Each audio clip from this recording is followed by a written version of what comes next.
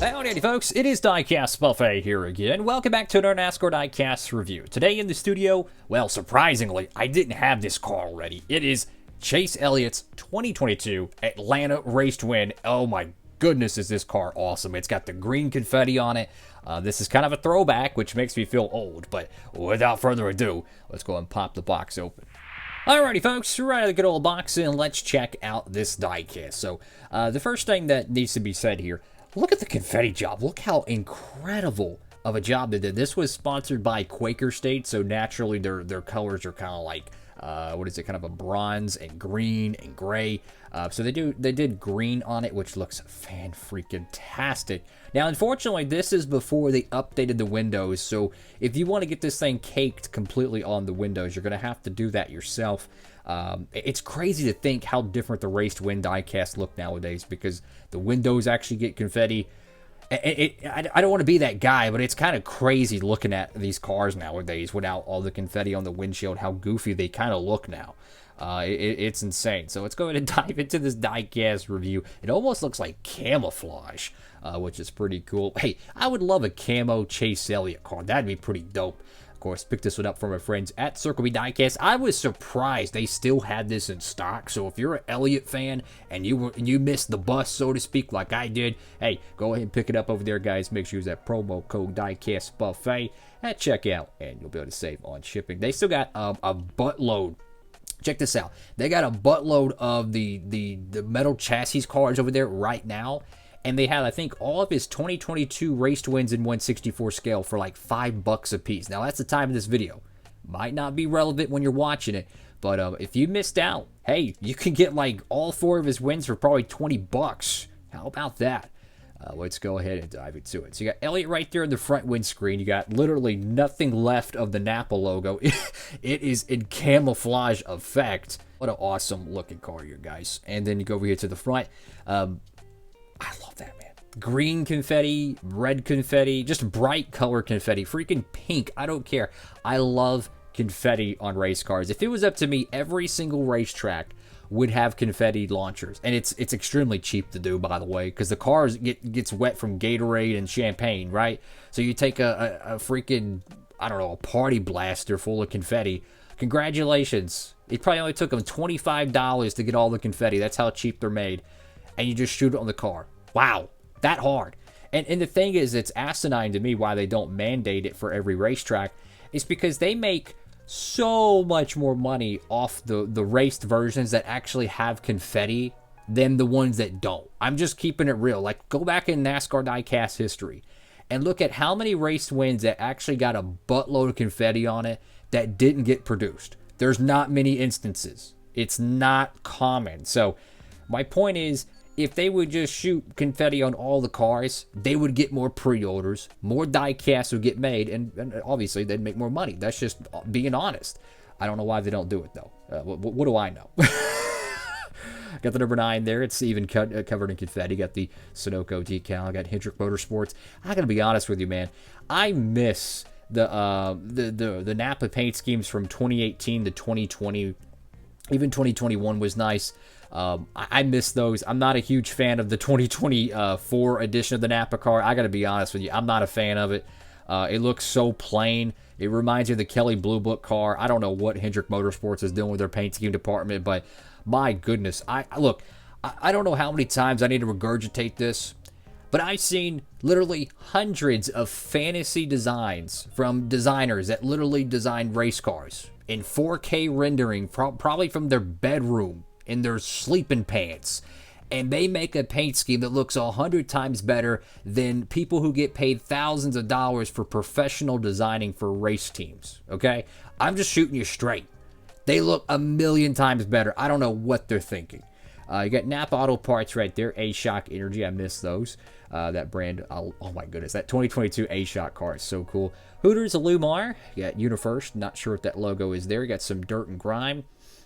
Got the built up on the side skirt. Got your what is that, tool marking for the jack post. Goodyear once again. I mean, this thing is literally caked, guys. The whole car is caked. I love it. You can't even read Chase Elliott there. Kelly Blue Book. Got Valvoline. Don't even get me started on the 2024 Valvoline cars. I don't know what they did. They butchered Larson's Valvoline car, and then they made William Byron's car, I think, probably even worse. I don't know what they're thinking at Hendrick, man. Their paint schemes used to be the GOAT. I mean, 05 Jeff Gordon, 05 Brian Vickers, 05 Jimmy Johnson. Wow, 20 years ago. Man, they had some hot-looking cars. And we got Cincinnati Industries there. Hooters, once again, Mac Tools, Simeons. Go to the caboose of the diecast. Now, obviously, this is Atlanta Super Speedway nowadays. So you're going to get bump drafting. You're going to get a bunch of crashing and all kinds of good stuff. Got Napa Auto Care, the tailgate. Camaro, you got a bunch of like scrapes and stuff. I think there's a few decal ripples there, but honestly, it actually looks good. Because it's cosmetic. Now, what's interesting is the spoiler on the backside is actually blue, but it's black on the other side. Now, I don't know if they ran a clear spoiler during this race, or they actually used a metal one, or whatever the fudge they use nowadays. So I don't know if that's accurate or not. Go to the right side of the diecast. Again, more freaking confetti. It looks awesome, bro. Green confetti is just so cool, dude. I freaking love it, guys. And it was so cool watching him win that Atlanta race. He had to fight really hard to win it. Corey LaJoie had a great shot at winning that Atlanta race, and I think if he would have won that, it would have changed his career for sure. And I don't know, maybe he'll win in 2024. I don't know. Spire Motorsports has surprised me with how consistent they can be at times. But then again, this is filmed before the 2024 season started, so this might age like milk. But if he doesn't win a race in his career, Corey LaJoie we're talking about, that Atlanta race in the summer of 22 absolutely is going to be kind of looked at like a turning point, in my opinion, of his career, because he was so close to winning that. Kind of like how Matt DiBenedetto at the 2019 Bristol race, so close to winning it. Got the little area where they have like the box or something where they'll put like Quaker State or Napa, whatever the biff they put on top of the car. Caked in confetti. Love it. Napa know-how there. Got Elliott, Napa Auto Parts right there on the deck lid. What an awesome diecast, man. In 2022, let me tell you, was probably the greatest year of collecting for Chase Elliott fans. I kid you not. I'm looking at my collection of cars. I want to say there was like almost 20 different 164s made. I'm not even kidding you. Like, it was insane because he won 5 races that year. One was Pocono. They didn't make that, which you'll have to make it yourself. 4 of those is just race wins, right? You have a throwback, okay, that's 5. You had a patriotic car, I believe, if memory serves me correct. And then you had, obviously, the A-Shot car, you had Lumar, Hooters, Lumar we already talked about, Kelly Blue Book. Yeah, I think he had a Bristol raced version or something. I mean, he had a buttload of die-casts. And then he had like all the Napa alternate paint schemes, which was like Napa, Brake Lean, Night Vision. There was like 4 or 5 of those. It's just insane how many he had made in 2022. So in terms of collecting, that was absolutely a great year. And then he goes in 2023 and he doesn't even win.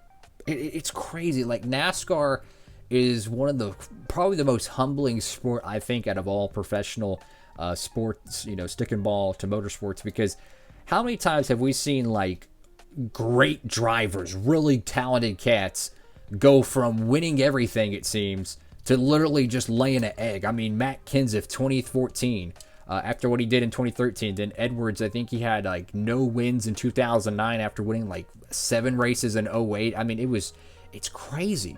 Right? It's crazy. And it happens. It freaking happens.